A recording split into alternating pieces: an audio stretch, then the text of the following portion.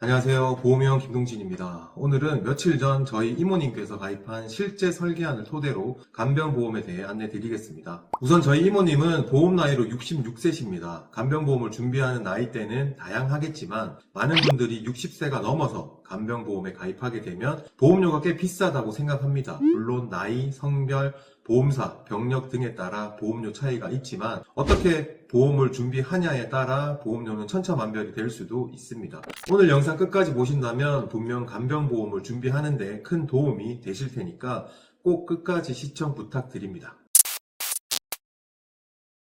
먼저 간병보험은 왜 필요할까요? 예전부터 실손보험이나 3대 진단금으로 큰 위험을 보험으로 대비해 왔습니다. 하지만 중대질환들은 실손이라든지 산정특례 등 여러가지로 대비가 가능하지만 간병비만큼은 실손보험도 건강보험 혜택을 적용받지 못합니다. 그래서 치료를 받기 위해 장기적인 입원을 한다면 높은 간병비 때문에 일반 가정에서는 간병비를 감당하기 어려울 수 있게 됩니다. 그래서 다들 미리 간병보험으로 대비를 하는 게 아닐까요? 그래서 오늘 영상은 진짜 많은 도움이 되는 내용으로 알차게 준비했습니다. 자, 그럼 간병보험은 어떤 종류들이 있을까요? 현재 보험사에서 판매 중인 간병보험 상품은 두 가지 형태로 판매되고 있습니다.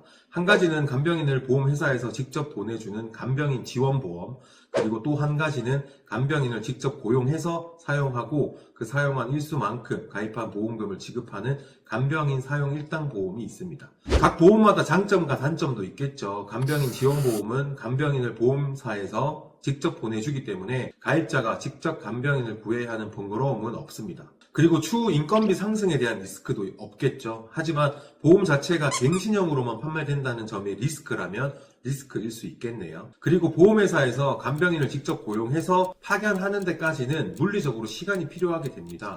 입원하기 이틀 전 보험회사 콜센터에 전화해서 간병인을 보내달라고 직접 요청해야 하고요. 그래서 입원 당일은 간병인을 사용하기는 힘든 단점도 있고 갑작스러운 사고에는 대처하기가 많이 어려울 수도 있습니다. 그럼 간병인 사용일당 보험은 어떨까요? 오늘 소개해드리는 보험이고요. 간병인 사용일당 보험의 경우는 간병인을 보험회사에서 보내주는 게 아니라 내가 직접 간병인을 고용해서 사용해야 하는데 번거롭다 생각하실 수 있지만 요즘은 간병업체가 워낙 잘 되어 있기 때문에 전화 한 통 또는 스마트폰 앱으로 간병인을 쉽게 구할 수 있습니다. 그리고 간병인 사용일당은 특별한 자격이 없이도 가족분이 직접 간병하는 가족간병도 가능하고요. 물론 간병인은 간병업체를 통해서 고용해야 하고 간병업체에 대한 조건은 여러 가지로 있으니 꼭 약관을 참고해야 합니다. 그리고 가장 큰 단점으로는 간병인을 사용한 날만큼 가입한 간병비를 지급해주는데 문제는 시간이 흐름에 따라 물가 상승에 의한 인건비 상승입니다. 만약 내가 가입한 간병인 사용일당이 1일 기준 15만원이라면 시간이 지남에 따라 인건비가 올라서 하루 간병비가 20만원이라고 해도 보험회사는 가입한 15만원만 지급하면 되는 거죠. 그러면 나머지 5만원은 간병인을 사용한 본인이 부담해야 하는 거고요. 그래서 이 보험의 단점이다 라고 많이들 말씀하시지만 현재 1일 간병 비용이 12에서 15만원으로 책정되어 있습니다. 많은 분들이 앞으로 10년 뒤 혹은 20년 뒤에는 간병비가 부족할 거라고 걱정하시지만 간병보험을 체증형으로도 많이 가입합니다. 체증형 간병보험은 시간이 지남에 따라 가입 금액이 늘어나는 장점이 있습니다. 체증형에도 몇 가지 방식이 있는데요. 5년마다 10% 체증이 되는 회사가 있고 또 가입 후 20년 시점에서 2배 체증되는 회사도 있습니다. 예를 들어 간병인 사용일당을 15만원 가입했다면 20년 납입이 끝나는 시점에 가입 금액이 2배로 늘어나서 30만원으로 체증된다는 거죠.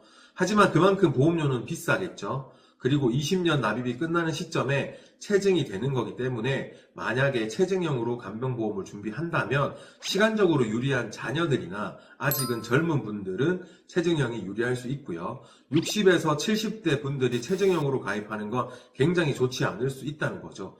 결국 제가 중요하게 생각하는 건 보험료의 지출을 줄여서 보험을 지키는 게 더 중요하다는 겁니다. 본 광고는 광고 심의 기준을 준수하였으며 유효기간은 심의일로부터 1년입니다. 보험계약 유지율에 관한 통계 자료입니다. 2023년 보험계약 유지율은 1년 84.4%, 2년 65.4%, 5년 41.5%입니다. 굉장히 놀라운 수치죠. 우리가 보험을 가입할 때 몇 년만 내고 몇 살까지만 보장받고 해지해야지 하고 가입하시는 분들은 없죠. 모두들 납입을 완료하는 걸 생각하고 가입을 했을 겁니다. 그래서 위에 수치만 본다고 해도 5년 유지율이 50%가 안 되는 거고요. 보험 일을 하면서 보장 분석을 해보면 20년 납 보험을 완납한 사람은 진짜 찾아보기 힘들 정도로 많지 않습니다. 그래서 저는 이것저것 다 채워서 넣는 것보다는 꼭 필요한 기준만 잘 설정해서 가입해도 충분합니다. 그러면 당연히 적정 수준의 보험료로 가입하시는 게 끝까지 완납도 가능하겠죠. 우선 보험을 가입할 때는 어떤 보장을 어떻게 받을지, 어떤 항목이 큰 보험료를 차지하고 있는지를 꼭 체크하고 나에게 실제로 필요한지 아닌지를 정확하게 파악하는 게 매우 중요한데요. 그러면 지금부터 제안서를 보여드리면서 설명드리겠습니다. 보험 나이 66세 여성 25년 납 100세 만기 간편고지 3655 직업급수 1급 주부입니다. 일반 간병보험 설계안이고요. 가장 높은 수준의 보험료를 차지하고 있는 게 어떤 담보일까요? 보시는 것처럼 간병인 질병 입원 일당과 질병 요양병은 특이하게 보험료가 큰 부분을 차지하고 있습니다. 그럼 어떤 보장을 하는지 설명드릴게요. 상해나 질병으로 병원에 입원 시 1일당 20만 원의 간병비가 지급되고요. 1일 이상 180일까지 보장하고 181일 이상 담보를 추가해서 365일을 보장받을 수 있습니다. 그리고 요양병원에서 간병인을 사용한다면 하루 5만 원의 보험금이 지급되고요. 요양병원의 경우는 1일 이상 180일까지 담보만 판매하고 있습니다. 간호간병 통합서비스 병동에 입원한다면 하루 7만 원이 보장되고요. 1일 이상 180일까지 보장하고 181일 이상 담보를 추가해서 365일을 보장받을 수 있습니다. 이렇게 기본 구성으로 보험료는 월 44,113원입니다.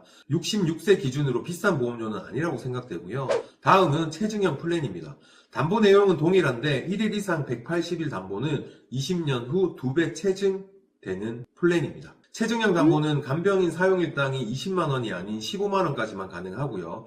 20년 뒤에 2배 체증된다면 하루 가입 금액은 30만 원이 되는 거겠죠. 보험 나이 66세 여성 25년 납 100세 만기 간편고지 3655 직업급수 1급 주부입니다. 월 보험료는 63,504원입니다. 일반 기준과 차이가 좀 나죠. 다음은 저희 이모님이 가입한 설계안인데요. 보험 나이 66세 여성 25년 납 100세 만기 간편고지 3655 직업급수 1급 주부입니다. 동일 보장은 아니고요. 저희 이모님은 상해 질병 간병인 사용일당 20만 원을 15만 원으로 줄이셨고 상해 요양병원은 그대로 두셨지만 질병 요양병원을 가감하게 빼는 선택을 하셨습니다. 그렇게 월 보험료는 26,000원입니다. 물론 질병요양병원도 같이 가입하셨다면 좋았겠지만 이모님의 선택이고 이 정도 보장이라면 저는 충분히 간병보험으로서 역할은 할 수 있다고 생각됩니다. 이렇게 담보를 조정하는 방법 말고도 보험사마다 차이가 있을 수 있고 납입 면제를 적용받을 거냐 안 받을 거냐에 따라서도 보험료의 차이가 발생하는데요. 보험 나이 66세 여성 직업급수 1급 20년 납 90세 만기 동일한 조건으로 설계했을 때 납입 면제 적용이 된 설계에서는 월 55,000원입니다.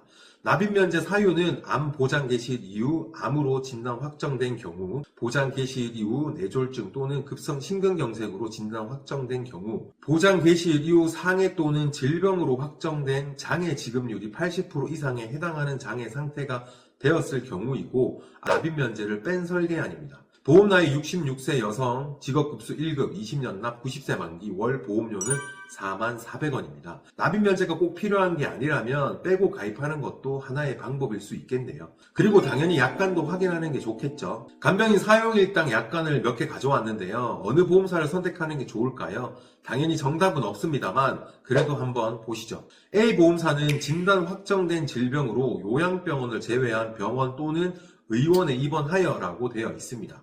그럼 B보험사의 약관은 어떻게 되어 있을까요? 진단 확정된 질병의 직접적인 치료를 목적으로 병원 또는 의원에 입원하여라고 되어 있습니다. 그리고 C보험사는 질병으로 진단 확정되고 그 질병의 치료를 직접적인 목적으로 병원에 입원하여 치료를 받으며 라고 되어 있죠. 차이가 보이실까요?